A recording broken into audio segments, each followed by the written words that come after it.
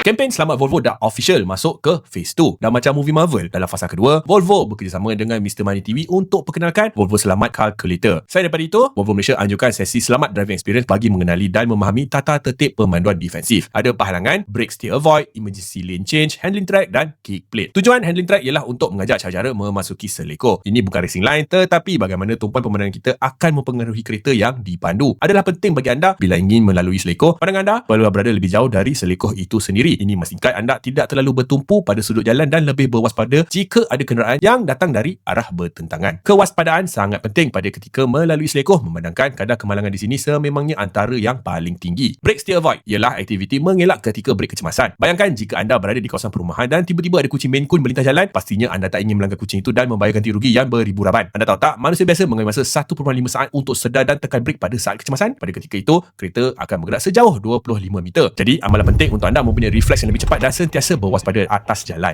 Takut.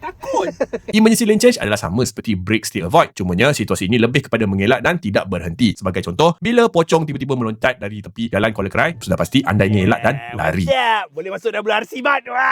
Skip plate. Aktiviti ini adalah untuk melihat reaksi anda bila kereta tiba-tiba hilang kawalan. Apa yang anda perlu buat ketika ini adalah lepaskan tuai minyak dan jangan tekan brek. Putaran steering perlu melawan arah pusingan dan pastikan pandangan mata anda kekal fokus kepada jalan. Lebih penting, jangan panik dan menjerit-jerit. Sudah pasti, kempen Selamat Volvo sebenarnya satu inisiatif yang sangat bermanfaat. Lebih penting lagi, walaupun kenderaan kini semakin maju dengan teknologi, adalah penting untuk kita tidak lalai setiap kali berada di belakang steering.